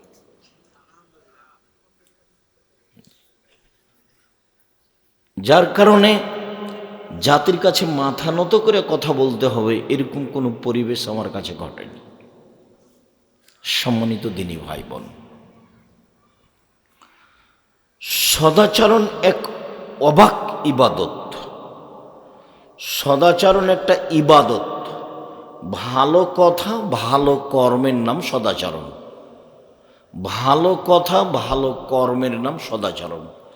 সদাচরণ এক অবাক ইবাদত, মানে এরকম ইবাদত পৃথিবীতে নেই। কি সেটা? কিভাবে সেটা? যে আল্লাহর নবী বলছেন, ইন্না আসকালা শাইইন ইদাউ ফি মিজানিল মুমিনি ইয়াউমাল কিয়ামা খুলুকুন হাসান। মোমেন পুরুষ নারীর নেকির পাল্লায় সবচেয়ে যেটা ভারী নেকি রাখা হবে বিচারের মাঠে, সেইটা হলো সদাচরণের নেকি।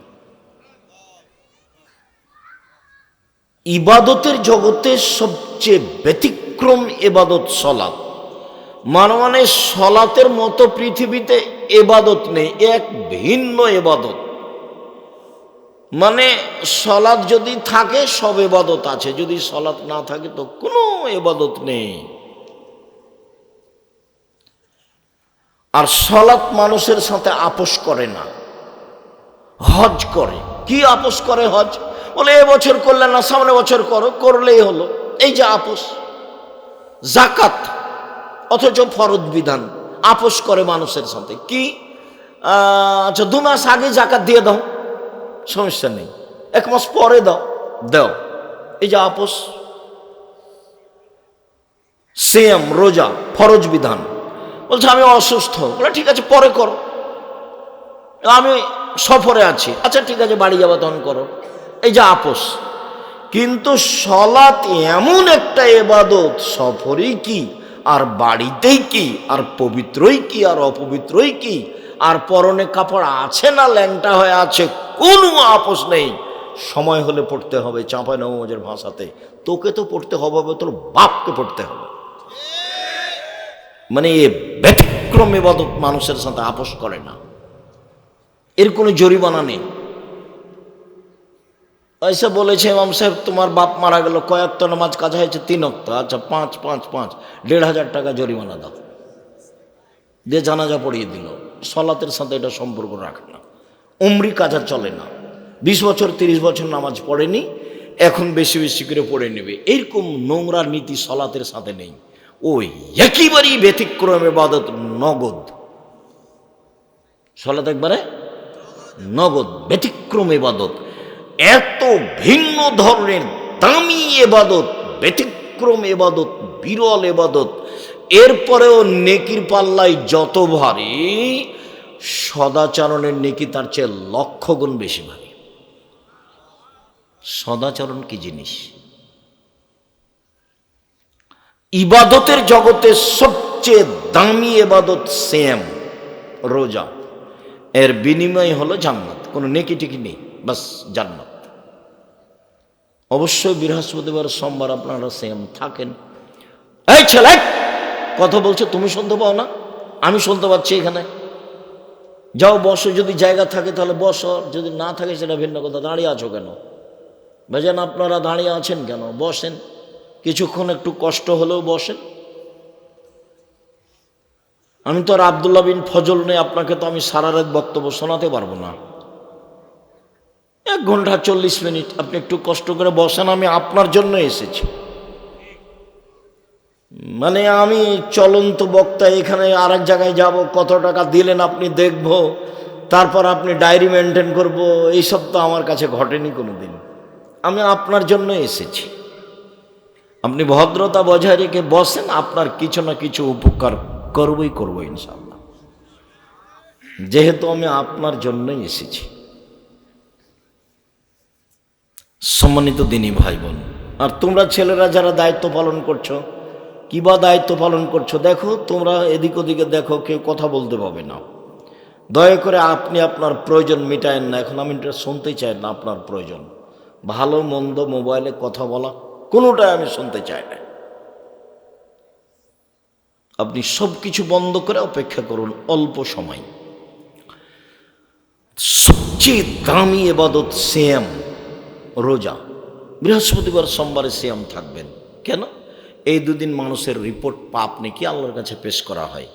তো আমাদের নবী চাইতেন আমার রিপোর্টটা দেখো, দেখো সিয়াম অবস্থায় দেখো। আমাদের নবী চাইতেন, তাহলে আমাদেরও কি চাওয়া উচিত? সিয়াম অবস্থায় আল্লাহ আমার রিপোর্ট দেখো। অতএব বৃহস্পতিবার সোমবারে সিয়াম থাকা অভ্যাসই হতে হবে, হতে হবে। কেন থাকবেন না? কি করেন থাকবেন না? কি করেন?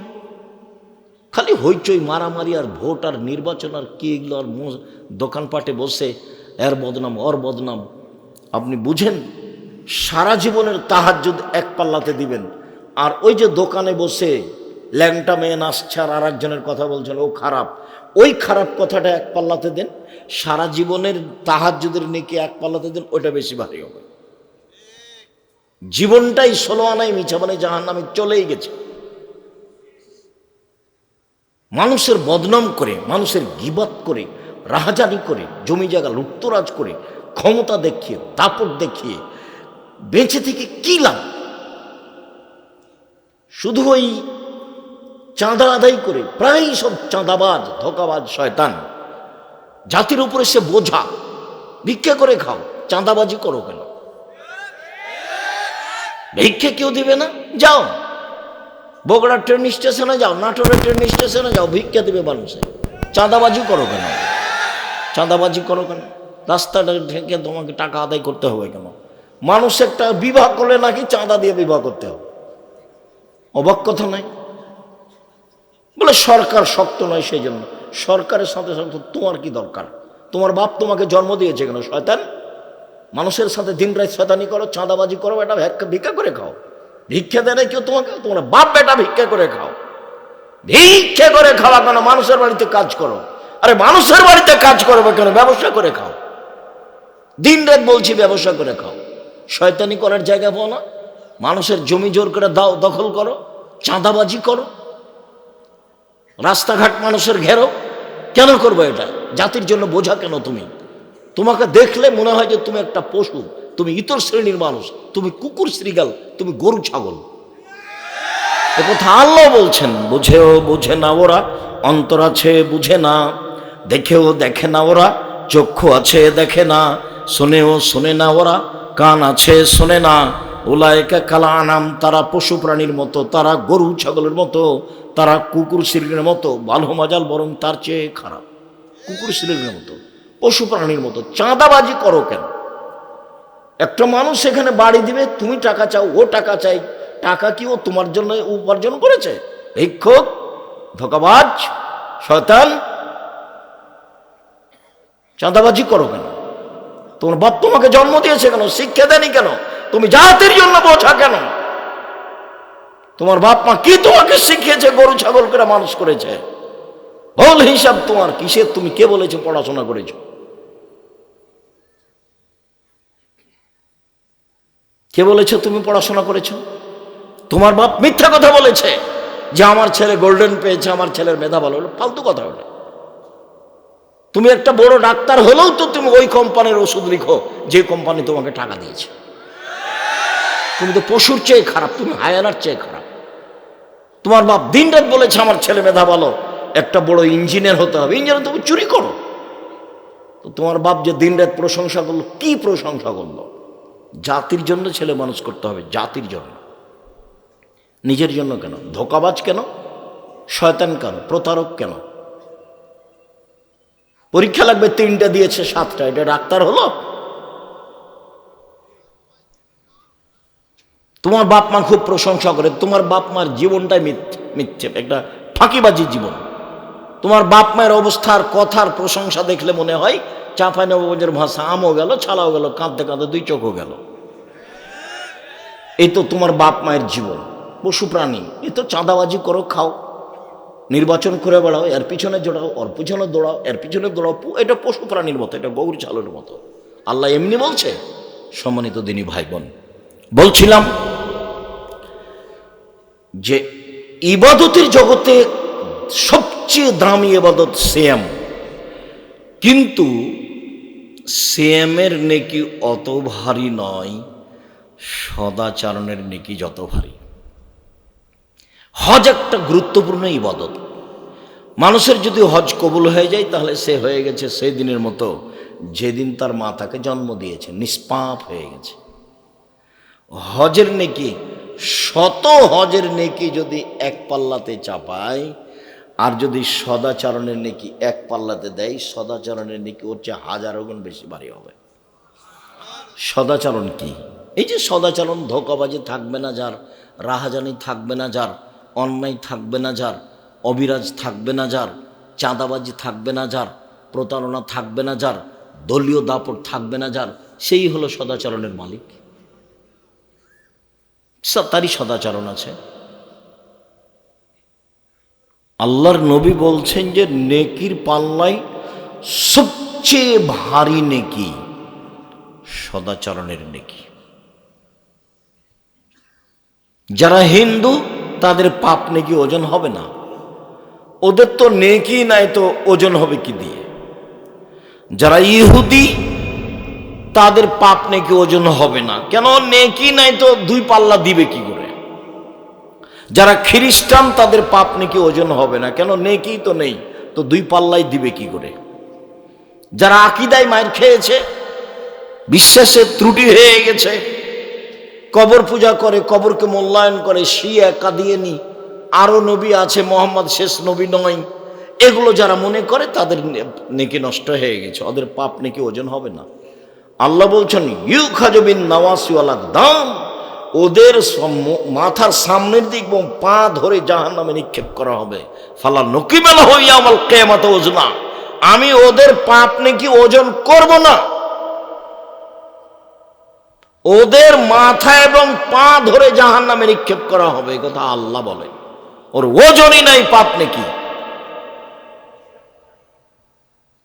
সম্মানিত দিনী ভাই বোন, বলছিলাম আল্লাহ তাআলা বলেন ওয়াজাদিলহুম বিল্লাতী হিয়া আহসান। মুহাম্মদ সাল্লাল্লাহু আলাইহি সাল্লাম তর্ক বিতর্কের সময় মুখামুখি কথা প্রতিপক্ষ যা বলে আপনারটা তার চেয়ে সুন্দর হতে হবে। মুখামুখি কথা চলছে, সদাচরণ। আপনি যখন বলবেন প্রতিপক্ষ যা বলেছে তার চেয়ে আপনারটা ভালো হতে হবে, তার নাম সদাচরণ। আল্লাহ তাআলা বলেন ইদফা বিল্লাতী হিয়া আহসান। মানুষ যখন কথা বলে, কটু কথা বলে, আপনি যখন বলবেন তখন ওর কটু কথার মোকাবেলায় আপনারটা নরম, ভদ্র, কোমল, সুন্দর হবে। তখন তার মাঝে আর আপনার মাঝে যে শত্রুতা রয়েছে এটা অন্তরঙ্গ বন্ধুতে পরিণত হবে। এটা আল্লাহ বলছে, আমাদের নবীকে বলছে। আল্লাহ তাআলা আমাদের নবীকে বলছেন, শোনেন, ফাবিমা রাহমাতিম মিনাল্লাহ লিনতা লাহুম ওয়ালাউ কুনতা ফাজ্জান গালিজাল কলব লানফাজ্জু মিন হাওলিক। আল্লাহর পক্ষ থেকে বড় দয়া যে আপনি মানুষের জন্য নরম স্বভাবের হয়েছেন। মুহাম্মদ সাল্লাল্লাহু আলাইহি সাল্লাম শোনেন, আল্লাহ বলছেন, মুহাম্মদ সাল্লাল্লাহু আলাইহি সাল্লাম শোনেন, আল্লাহর পক্ষ থেকে আপনার উপরে বড় দয়া যে আপনি নরম স্বভাবের হয়েছেন। তো যার স্বভাব নরম তার উপরে আল্লাহর পক্ষ থেকে কি বড় দয়া, বড় রহমত। আপনি যদি কর্কশ কঠোর স্বভাবের হতেন লানফাজ্জু মিন হাওলিক, আপনার পাশ থেকে মানুষ সরে যেত, কেউ আপনার কথা শুনতো না। শোনেন কয়েকটা কথা। এক, ফাফান, মানুষকে মাফ করুন, প্রতিশোধ নেবেন না, প্রতিশোধ নেই, মাফ করবেন। দুই, ওয়াস্তাগফির লাহুম, ও যে আপনাকে গালি দিয়ে পাপ করেছে, এখন আপনি আল্লাহকে বলেন, আল্লাহ ও তো আমাকে না বুঝে গালি দিয়েছে, তুমি তাকে মাফ করো। আল্লাহ বলে দিচ্ছেন আমাদের নবীকে। সদাচরণ কি জিনিস? জোর করে জমি দখল করবেন, মানুষের চাঁদা জোর করে আদায় করবেন, বাড়ি ঘর নির্মাণ করতে গেলে, একটু কাজ করতে গেলে। সদাচরণ কি জিনিস? শোনেন, আপনি মানুষকে মাফ করেন, আচ্ছা যা হয়েছে মাফ করলাম, যান। দুই, আপনি আল্লাহকে বলেন, আল্লাহ ও আমাকে গালি দিয়েছে, ওর গুনাহ হয়েছে, মাফ করো। ও আমাকে মেরেছে, ওর পাপ হয়েছে, তুমি তাকে মাফ করো। এটা বলেন, দিনরাত বলেন। আল্লাহ আমাদের নবীকে বলছেন।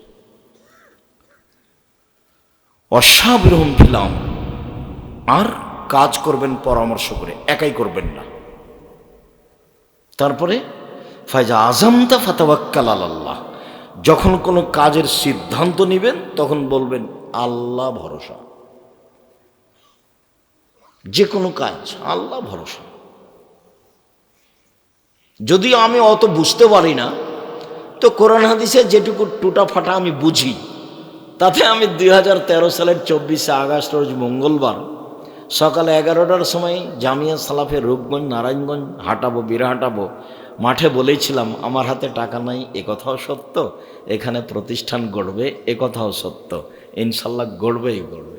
টাকা তো নাই, কিন্তু গড়বে বলছি যে কিভাবে গড়বে তা আমার জানা নেই। সেই প্রতিষ্ঠানে এখন প্রায় 100 বিঘা জমির উপর অবস্থান করে, প্রায় 100 বিঘা পূর্বাচলে। আর 2016 সালের 17 ফেব্রুয়ারি রোজ বুধবার বিকাল 4টা বলেছিলাম জামিয়া সালাফের ডাঙ্গিপাড়া পবা রাজশাহী আমচত্বর নদাপাড়ার পাশে সেই প্রতিষ্ঠানে এখন প্রায় 50 বিঘা জমির ওপরে। মেয়েদের যেটা নির্মাণ হচ্ছে তানোরে, সেটা প্রায় 60 থেকে 70 বিঘা জমির ওপরে।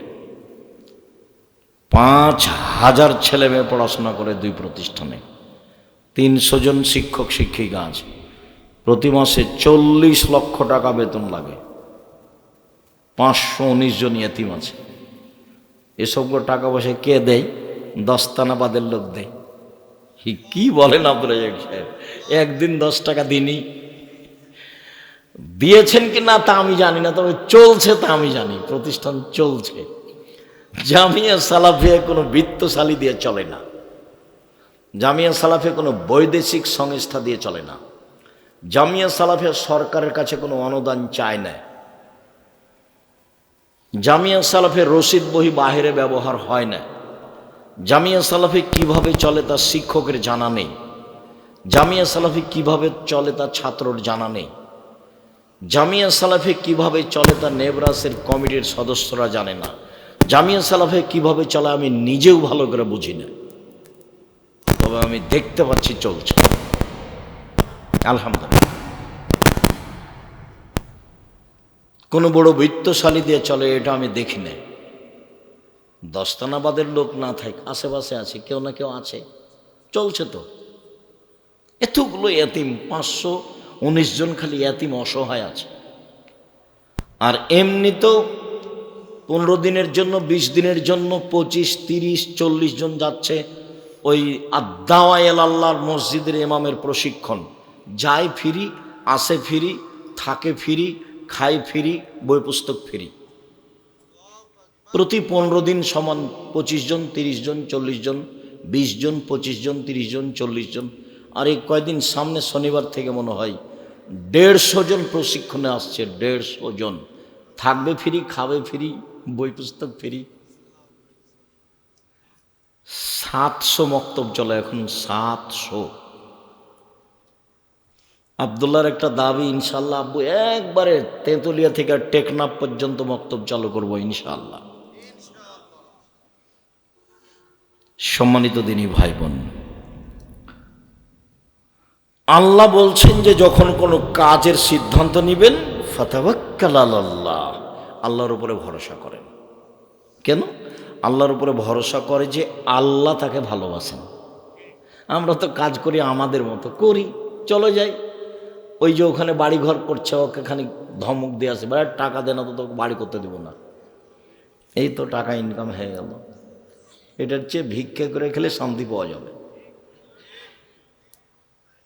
আর কারোর পিছে যায় না, কে সিগারেট দিল, কে একটা বিড়ি দিল, পিছে পিছে দৌড়িয়ে বেড়াচ্ছ। মুখের চরিত্র ফুলের মতো পবিত্র, এসব নোংরা নীতিতে যায় না। আমার সহজ কথা মনে রাখবা, 5 ওয়াক্ত সালাত, হালাল রুজি, কোরআন তেলাওয়াত, আড্ডা পিঠা হারাম, বাস জান্নাত হবে ইনশাআল্লাহ। আড্ডা পিঠা 2 ধরনের, দোকানের সামনে বসে ঘন্টার ঘন্টা ল্যাংটা মেয়ে দেখা আর মানুষের বদনাম করা, এটা হলো এক আড্ডা পিঠা। আর একটা আড্ডা পিঠা হলো বড় মোবাইলে ল্যাংটা মেয়ে দেখে ঘন্টার ঘন্টা সময় কাটানো। ওই ঘরে তোমার মা দেখে, এই ঘরে তোমার বাপ দেখে, ওই ঘরে তুমি দেখো, আর এই ঘরে তোমার বোন দেখে। সময় ল্যাংটা মেয়ে দেখাতে ব্যস্ত, একবারে গোটা বাড়িটা হচ্ছে জেনার বন্যা, জেনাই শৈলাব। আল্লাহ রাসূল বলছেন 2 চোখের জেনা হচ্ছে চোখ দিয়ে দেখা, অলজনানের জেনা হল ইস্তেমা, 2 কানের জেনা হচ্ছে কান দিয়ে শোনা, ওয়ালিয়াদ জেনা হল বাদশ, হাতের জেনা হচ্ছে হাত দিয়ে ধরা, আর রিজল জেনা হাল মাসি, পায়ের জেনা হচ্ছে পা দিয়ে চলা, জেনাল কলব তাতামান্না তাশতাহি, অন্তরের জেনা হচ্ছে পরিকল্পনা করা। এগুলো সব জেনা। তোমার হাতেও বড় মোবাইল, তোমার বোনের হাতেও বড় মোবাইল, তোমার মার হাতেও বড় মোবাইল, তোমার বাপের হাতেও বড় মোবাইল। রাসূল সাল্লাল্লাহু আলাইহি ওয়াসাল্লাম বলছেন, পৃথিবীর মানুষ, আমি আশঙ্কা করে গেলাম আমার জাতির উপরে, আমার উম্মতের উপরে, আমার উম্মত গোপন পাপে লিপ্ত হবে, এটা আমার ভয়। পৃথিবীর মানুষ শুনে রেখো, আমার উম্মত গোপন পাপে লিপ্ত হবে, এটা আমার ভয়। আমার উম্মত দরিদ্র হয়ে যাবে, এই ভয় আমি করিনি। এতাফাসাদুনা তাফাসাদাল হেমারে, গাধা যেমন গাধীর সাথে মিলে লজ্জা বুঝে না, ষাঁড় যেমন গাভীর সাথে মিলে লজ্জা বুঝে না, মানুষ তেমন খোলা মাঠে জেনা করবে, লজ্জা বুঝবে না। এতাহারাজুনা তাহারুজাল হেমারে, গাধা যেমন গাধীর সাথে মিলে লজ্জা জানে না, ষাঁড় যেমন গাভীর সাথে মিলে লজ্জা বুঝে না, মানুষ তেমন খোলা মাঠে জেনা করবে, লজ্জা বুঝবে না। এই কথা মুহাম্মদ সাল্লাল্লাহু আলাইহি ওয়াসাল্লাম বলেন। সেই সময় দেখা যাচ্ছে একসরাল হারাজ, মারামারি বেড়ে যাবে, কেউ কাউকে মানবে না, কেউ কাউকে মানবে না। সম্মানিত দিনী ভাই বোন, মহান আল্লাহ বলেন, الذين ينفقون في السراء والضراء والكاظمين الغيظ والعافين عن الناس। জান্নাতি ওরা যারা সচ্ছল অবস্থায় দান করলো, অসচ্ছল অবস্থায় দান করলো। সচ্ছল 10,000 টাকা করলো, অসচ্ছল 10 টাকা করলো, দান করতেই হবে। আল্লাহ আদেশ করেছেন, নবী আদেশ করেছেন। তখন সাহাবীগণ বলছেন যে না পারলে কি করবে? তো আল্লাহ রাসূল বলছেন না পারলে মানুষের বাড়িতে কাজ করবে, কাজ করে যা পেয়েছে সারাদিনে কিছু খাবে আর কিছু দান করবে। যখন আল্লাহ রাসূল বলছেন সবাইকে দান করতে হবে, তো সাহাবীরা তখন দেখলেন যে পথ তো কঠিন হয়ে গেল। আরে টাকায় নাই দান করব মানে, দিনই চলে না, দান করব কি দিয়ে? তখন আল্লাহ রাসূল বলছেন কেন? মানুষের বাড়িতে কাজ করবে, মানুষের বাড়িতে কাজ করে যা পেয়েছে সেখান থেকে কিছু দান করবে, কিছু খাবে। তখন সাহাবীগণ বলছেন যদি মানুষের বাড়িতে কাজ করতে না পারে তাহলে কি করবে? তখন আল্লাহ রাসূল বলছেন যে তাহলে অসহায় মানুষের সহযোগিতা করবে। ভ্যানটা ঠেকে আছে, একটু ঠেলে দিবে। এক গিলাস পানি চাইলো লোকটা, তো 1 গিলাস পানি দিবে, মানুষের সুবিধা করে দিবে। তখন সাহাবীগণ বলছেন যে এটা যদি না পারে তাহলে কি করবে? মানে সাহাবীগণ নিচে নামতে লাগলেন। হাদিস বুখারী মুসলিম। তখন আল্লাহ রাসূল বলছেন শোনো, তাহলে ইয়ামসাক নাফসাহু আনি শাররি ফানাল সাদকা, নিজেকে পাপ থেকে ঠেকে রাখবে, এটাই হলো দান। যাও, আমি তোমাদের জন্য পথ সহজ করে দিলাম। নিজেকে কি থেকে ঠেকে রাখবে? পাপ থেকে ঠেকে রাখবে, এটাই দান। যাও যাও, যখন কিছুই নাই বলছো। হাদিস বুখারী মুসলিম। এইভাবে আল্লাহ রাসূল কথা বললেন। সম্মানিত দিনী ভাই বোন, 2 আল কাযিমিনাল গায়জ, রাগ দমন করতে হবে। রাগ দিয়ে কোনো কাজ নিতে হবে না। মামলা নেই, বিচার নেই, প্রতিশোধ নেই, প্রতিবাদ নেই। দিনের স্বার্থ ছাড়া কোনো কাজে মামলা, মোকদ্দমা, প্রতিশোধ, প্রতিবাদ কিছু নেই, সব বাতিল। ক্ষমতা দেখাবেন না, দাপট দেখাবেন না, নির্বাচনের নেতৃত্ব দিয়ে ক্ষমতা দেখাবেন না। ক্ষমতার নাম 45 মিনিট, ক্ষমতার নাম 45 মিনিট, ক্ষমতার নাম 2-3 মিনিট। ফেরাউন ডুবলো, ডুবলো, গেছে, যা নাই ফেরাউন। ক্ষমতার নাম ½ মিনিট, আধ সামত নেই, বাস শেষ। এই যে বিদ্যুৎ চমকিল, বৃষ্টি আসছে, নেই, আধ সামত। পৃথিবীতে সবচেয়ে ক্ষমতাধর আল্লাহ বলছেন লাম ইউখলাক মিসলুহা ফিল বিলাদ ওয়া সামুদাল্লাযিনা জাবুস সাখরা বিল ওয়াদ। পৃথিবীতে আমি অত শক্তিশালী জাতি কখনো সৃষ্টি করিনি, কিয়ামত পর্যন্ত করব না। ওরা আদ সামুদ, ওদের ধ্বংস করে দিয়েছে আমি সেকেন্ডের মধ্যে। তারা আমার কেউ বিচার করতে পারেনি, ওয়ালা ইয়াখাবুবা, তারা কেউ আমার বিচার করতে পারেনি। পৃথিবীতে যে আল্লাহ দাবি করেছে ফেরাউন, দীর্ঘ সময় ধরে আল্লাহ দাবি করার পরে আমি তাকে 2-1 মিনিট ডুবিয়ে দিয়েছি, এই যে গেল, এই নেই।